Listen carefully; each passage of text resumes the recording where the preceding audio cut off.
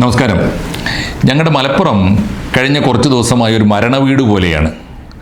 മലപ്പുറത്ത് എവിടെ ചെന്നിറങ്ങിയാലും ഏതു വഴിക്ക് നടന്നാലും ഏതു വഴിയിൽ യാത്ര ചെയ്യുമ്പോഴും ഒക്കെ ഒരുതരം മ്ലാനത നാട്ടിലാകെ പടർന്നു പിടിച്ചിട്ടുണ്ട്.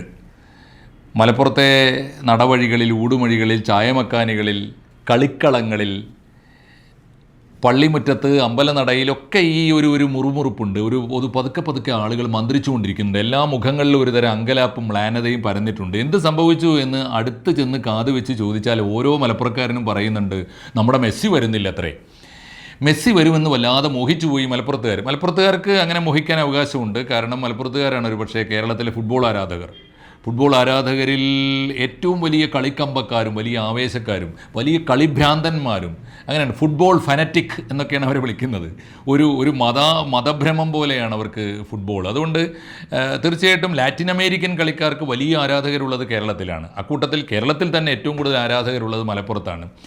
ഈ ലാറ്റിൻ അമേരിക്ക എന്ന് കേട്ടാൽ തന്നെ രണ്ട് ഫുട്ബോൾ ടീമുകളാണ്. നമുക്ക് A ഫോർ അർജൻറ്റീന ആണ്, B ഫോർ ബ്രസീലാണ്. അർജൻറ്റീനയുടെ ടീം, ബ്രസീലിൻ്റെ ടീം, അതിൻ്റെ ചിത്രങ്ങൾ, നമ്മൾ നീലപ്പട മഞ്ഞപ്പട എന്നൊക്കെ പറയുന്നത് പോലെ അതിൻ്റെ ചിത്രങ്ങൾ, അതിൻ്റെ ഫ്ലക്സ് ബോർഡുകൾ, വലിയ കട്ടൗട്ടുകൾ മലപ്പുറത്തിൻ്റെ എല്ലാ തെരുവിലും എല്ലാ കാലത്തും നമുക്ക് കാണാൻ പറ്റും. മെസ്സി വീരാരാധകനായി, ലയണൽ മെസ്സി അർജൻറ്റീനയുടെ വീരതാരമായി ലോക ഫുട്ബോളിൻ്റെ ഇതിഹാസ ചരിത്രത്തിലേക്ക് മെസ്സി വന്ന കാലം തൊട്ട് മലപ്പുറത്ത് മെസ്സി എന്നാൽ ഒരു വീരാവേശമാണ്. സംഭവിച്ചിരിക്കുന്നത് കഴിഞ്ഞ കൊല്ലം 2024 കഴിഞ്ഞ കൊല്ലം നവംബറിലാണ് നമ്മുടെ മലപ്പുറത്തുകാരൻ തന്നെയായ ഞങ്ങളുടെ പ്രിയപ്പെട്ട യുവജനക്ഷേമ മന്ത്രി, അല്ലെങ്കിൽ നമ്മുടെ കായിക വകുപ്പ് മന്ത്രി, സ്പോർട്സ് വകുപ്പ് മന്ത്രി ശ്രീ വി അബ്ദുറഹിമാൻ പ്രഖ്യാപിച്ചത്. ഞാനിതാ ഒരു വാഗ്ദാനം നൽകുന്നു, അടുത്ത കൊല്ലം 2025 എന്നൊരു കൊല്ലമുണ്ടെങ്കിൽ കേരളത്തിൽ മെസ്സി കളിച്ചിരിക്കും. മെസ്സി ഇങ്ങനെ ആരാധകരുടെ ആരവങ്ങളിൽ ഇങ്ങനെ പറന്നു നടക്കുന്ന കാലമാണ്. കേരളം കൈയടിച്ചു എന്ന് മാത്രമല്ല, മലപ്പുറം വീരപുളകത്തോടെ അത് സ്വാഗതം ചെയ്തു. അന്നു മുതൽ പുതിയ ഫ്ലക്സ് ബോർഡുകൾ വെക്കാൻ തുടങ്ങി, മെസ്സിക്ക് കേരളത്തിലേക്ക് സ്വാഗതം എന്ന് പറഞ്ഞുകൊണ്ട് കേരളം ആകെ ബോർഡ് വെച്ചു. പ്രത്യേകിച്ച് മലപ്പുറത്ത് അതിന് വലിയ ആരവങ്ങളും വലിയ സ്വീകരണവും ഉണ്ടായി. 2024 നവംബർ മാസത്തിൽ മന്ത്രി വി അബ്ദുറഹിമാൻ അത് പറയേണ്ട താമസം മുഖ്യമന്ത്രി എക്സിൽ കുറിച്ചു. അബ്ദുറഹിമാൻ്റെ പ്രസ്താവനയെ പിന്തുണച്ചുകൊണ്ട് ചരിത്രം കുറിക്കാൻ പോകുന്നു, മെസ്സി കേരളത്തിൽ കളിക്കാൻ പോകുന്നു. അബ്ദുറഹിമാൻ അതിൻ്റെ വിശദാംശങ്ങളും പറഞ്ഞിരുന്നു. അന്ന് മെസ്സി 2 കളിയെങ്കിലും കേരളത്തിൽ, 2 പ്രദർശന മത്സരങ്ങളെങ്കിലും അർജന്റീനിയൻ താരം മെസ്സി കളിക്കും. അത് ലോകത്തിലെ 2 മികച്ച ടീമുകളോടായിരിക്കും. ഒന്ന് ജപ്പാനോടായിരിക്കും, മറ്റൊന്ന് ഖത്തറിനോടായിരിക്കും. കൊച്ചി അന്താരാഷ്ട്ര സ്റ്റേഡിയമാണ് പരിഗണിക്കുന്ന വെന്യൂ. ഒരുപക്ഷെ മറ്റു സ്ഥലങ്ങളിലേക്കും പരിഗണിച്ചു എന്ന് വരാം എന്നൊക്കെ പറഞ്ഞിരുന്നു. എന്തായാലും കേരളത്തിൽ വരും എന്നെല്ലാവർക്കും ഉറപ്പായി. അന്നു മുതൽ തുടങ്ങിയതാണ് ആഘോഷം, ആരവം, കോളിളക്കം. പക്ഷേ ഇപ്പോൾ നിരാശരാണ് എല്ലാവരും.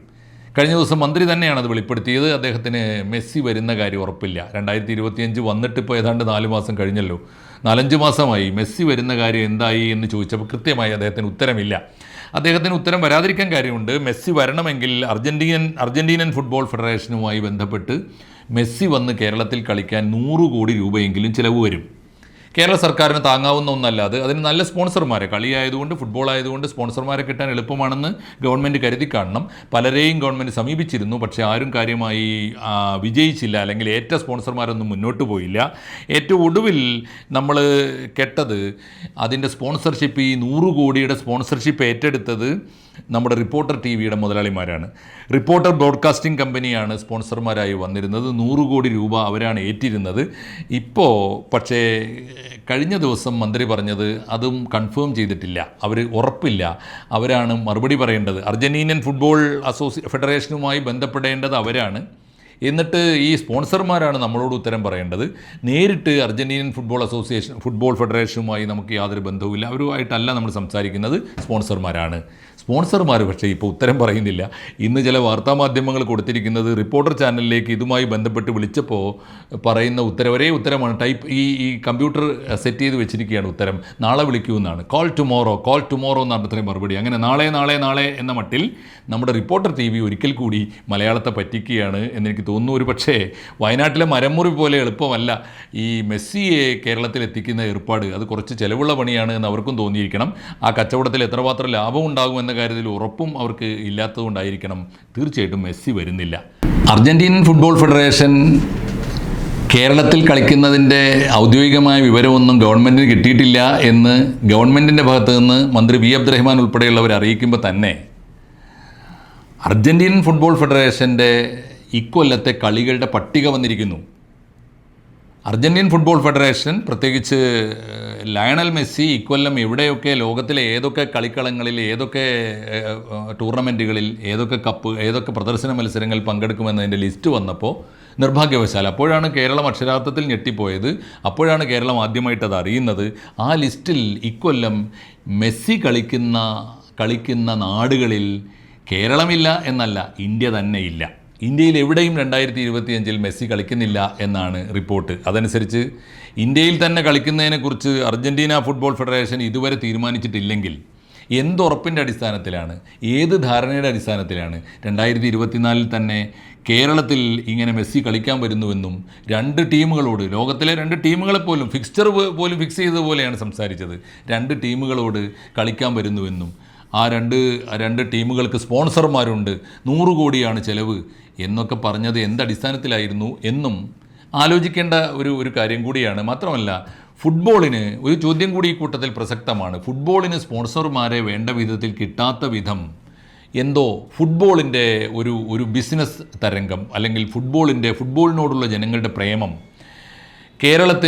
കേരളത്തിന് എന്തുകൊണ്ടാണ് ഉപയോഗപ്പെടുത്താൻ സാധിക്കാത്ത വിധം ഫുട്ബോളിൻ്റെ ആരവം, ഫുട്ബോൾ മത്സരങ്ങൾ, ഫുട്ബോളിൻ്റെ പ്രദർശന മത്സരങ്ങൾ, വലിയ നിരക്ക് കൊടുത്ത് വലിയ ആവേശത്തോടെ ആളുകൾ തള്ളിക്കയറി കണ്ടിരുന്ന ഫുട്ബോൾ മത്സരം ലാഭകരമല്ലാത്തൊരു ഏർപ്പാടായി മാറുകയാണോ എന്ന സന്ദേഹം കൂടി ജനങ്ങൾക്കിടയിൽ പടരുന്നുണ്ട്.